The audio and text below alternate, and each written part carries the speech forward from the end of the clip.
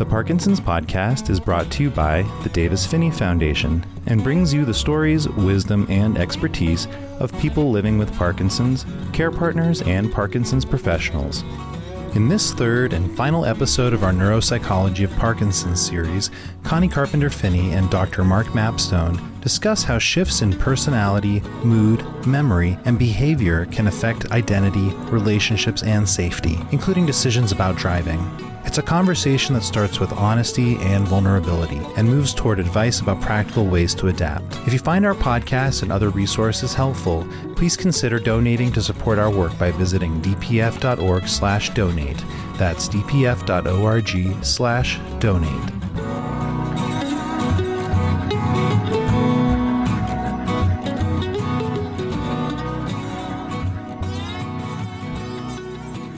So, Mark, can we talk about the hard truths about a person with Parkinson's and some of the cognitive issues that we face, because they face it as a person with Parkinson's and we face it as care partners. You see it as a clinician. The hard truth is that Parkinson's is hard on cognition. It is. It's hard on a lot of things. It's extremely difficult for a person newly diagnosed with Parkinson's disease or other neurodegenerative disorder in which they can see physical instantiations of the disease and they know that it's happening to them. I think in many ways, it certainly is an obvious assault on the ego and that concept of who you were as a person cognitively, the capacities and functions that you had you developed across your adult life are now being assailed and they're becoming obvious. And they're becoming obvious to you as a person with Parkinson's because you're noticing these subtle changes. And you know in the back of your mind that these are real and there's something you need to pay attention to. And you know that eventually they'll become things that other people will see in you as well. And that's what makes the challenge of cognitive change, whether it's with Parkinson's disease or other neurodegenerative disorders, so frightening, is that it changes who you are and who your concept is of who you are as a person. It is so important to say that and to hear it and digest it. You've used the term ego insult before. I've heard you talk about that. And it's really true, whether it comes at diagnosis when you're like, wait, who am I? Am I now, and you don't want to define yourself just as a person with this disease, but it becomes part of you. And there is a lot of loss that we grieve throughout this process. One of the things with Parkinson's is, generally speaking, you're going to live with it for a very long time once you're diagnosed. And so this ego insult is kind of ongoing. It's not just at the moment of diagnosis.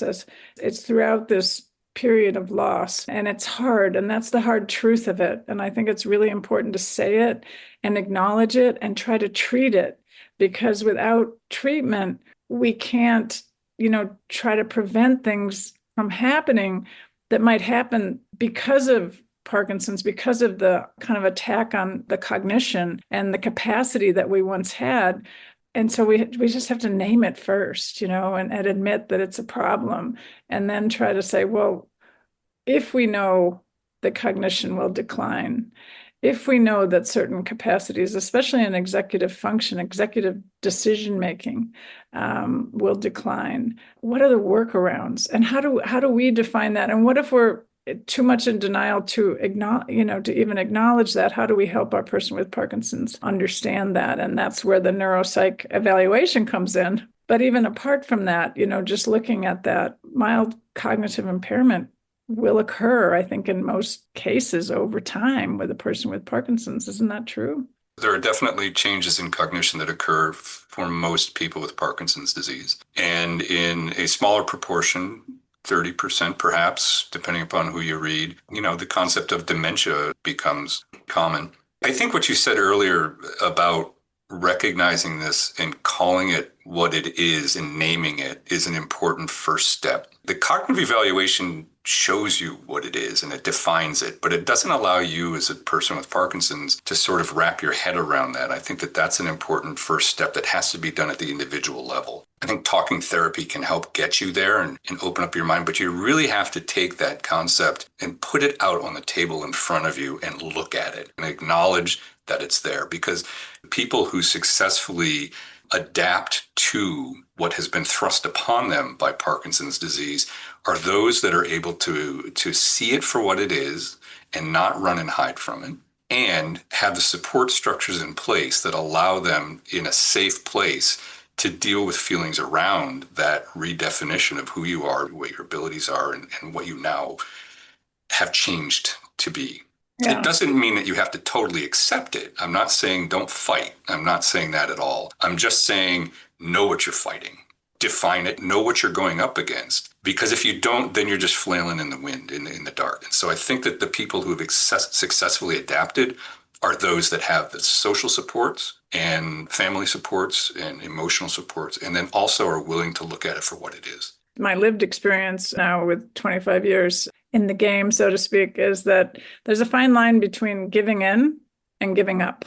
And giving in to the fact that you have this disease and there will be changes doesn't mean you're giving up. And that means that you are going to resist many of these changes and you're going to do your best to work around them. So we'll talk about that a little bit, but we'll acknowledge, straight up that there can be personality changes.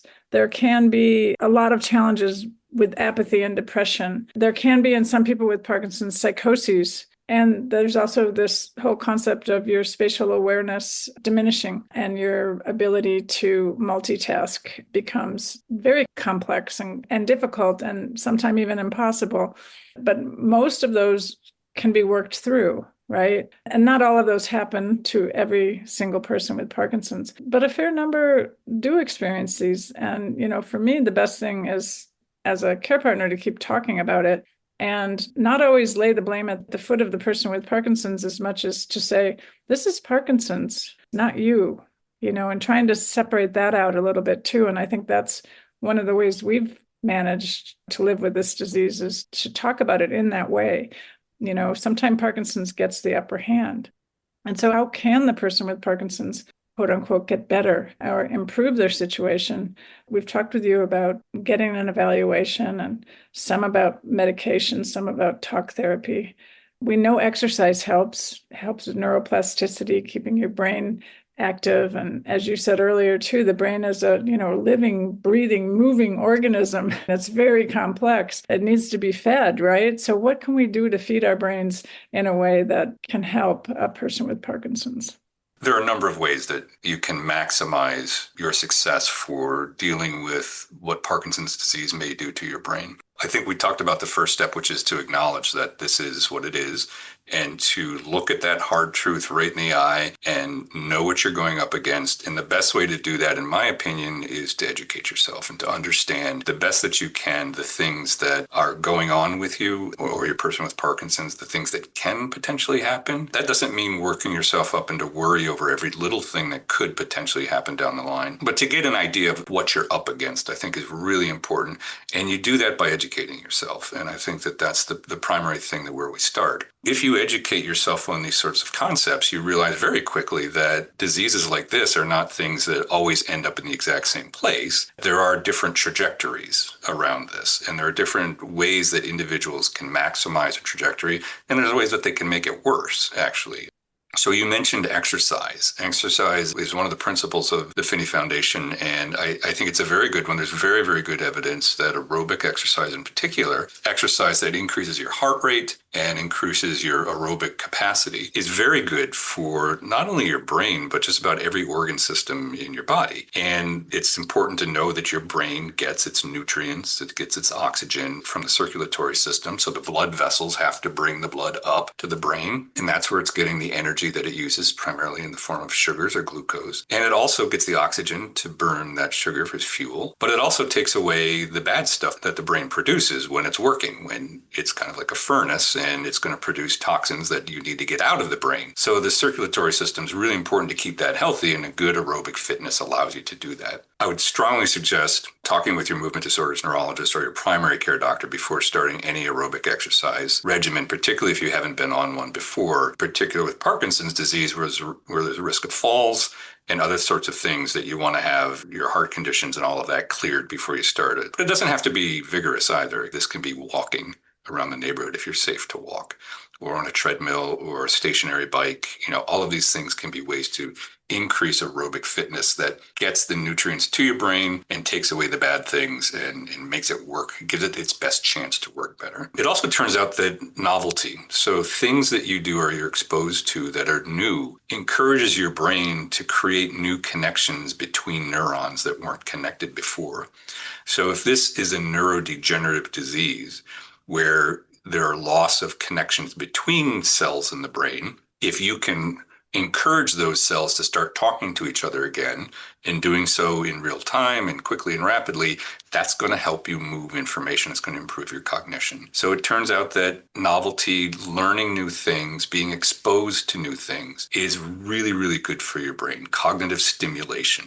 So reading new books, listening to new music. If you like jazz music, start listening to classical. If you like, reading horror stories, read murder mysteries next.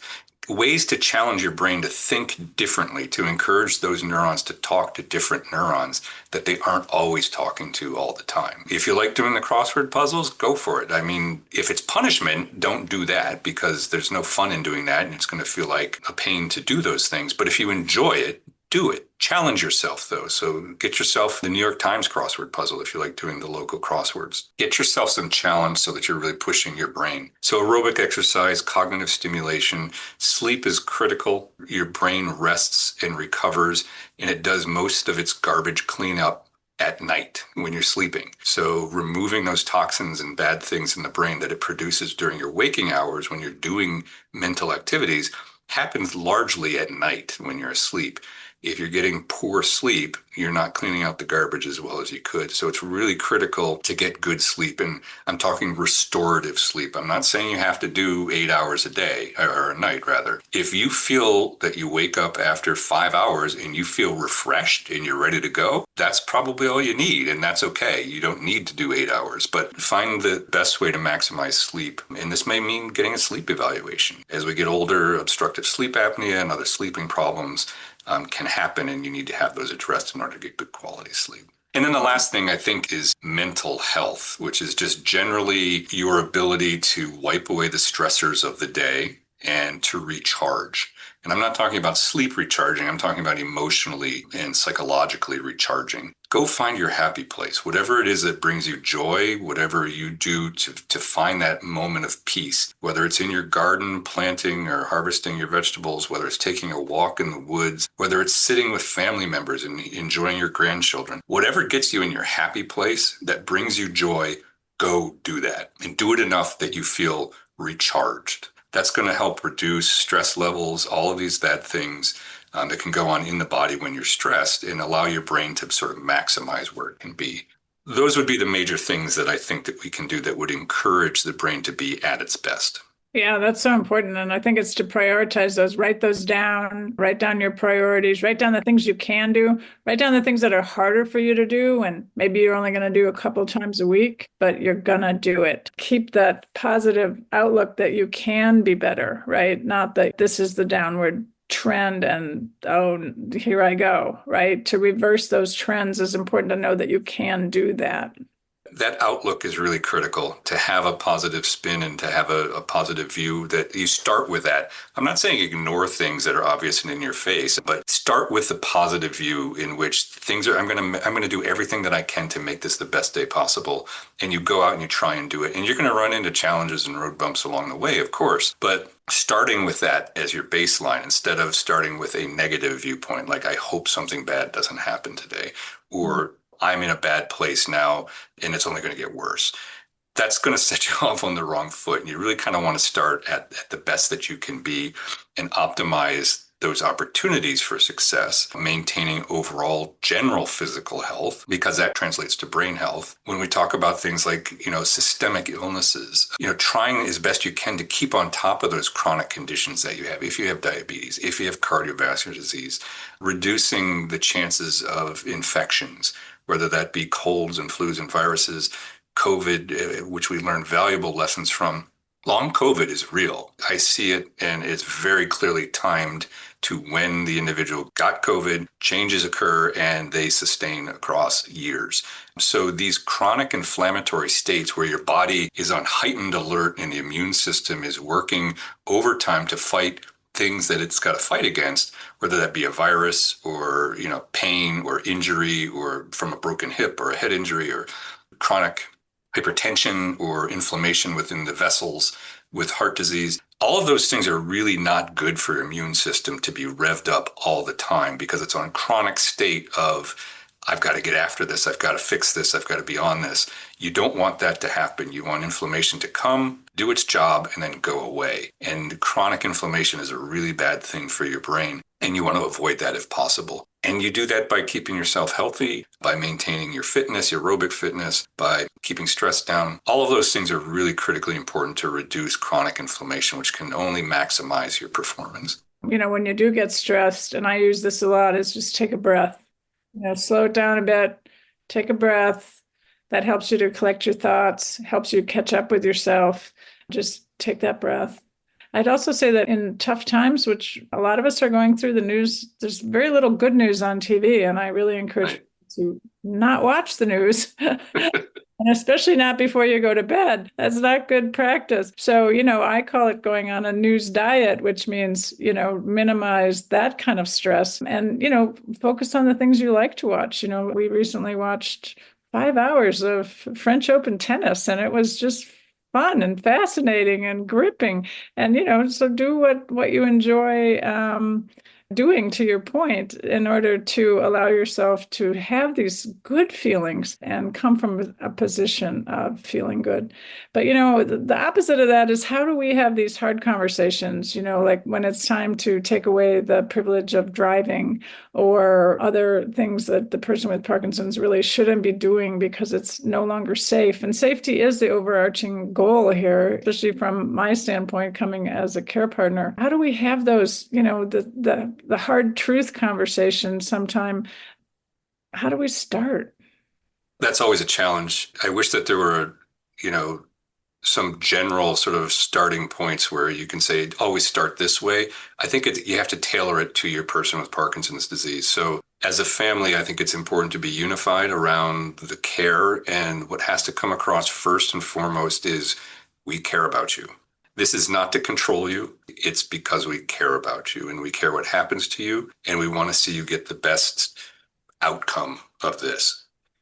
And because of this that we see happening, we feel it's best that we have this conversation about this behavior or this particular activity or this, but always to couch it or to frame it in, we care about what happens to you as a person. And we want to make sure that we're all aligned in making sure that that's communicated to the person with Parkinson's disease. I think that's the first way to set up that ground for fertile conversation about tough conversations or tough questions or tough issues. And driving is a big one. It's probably the hardest thing that, a 74-year-old male is going to want to hear is, you can no longer drive your car. It takes away freedom and independence and mobility, this sense of, I don't have to rely on people. I am now dependent on people. And it's that reframing of, well, here's what we're seeing and here's why we think that this is an important conversation about this.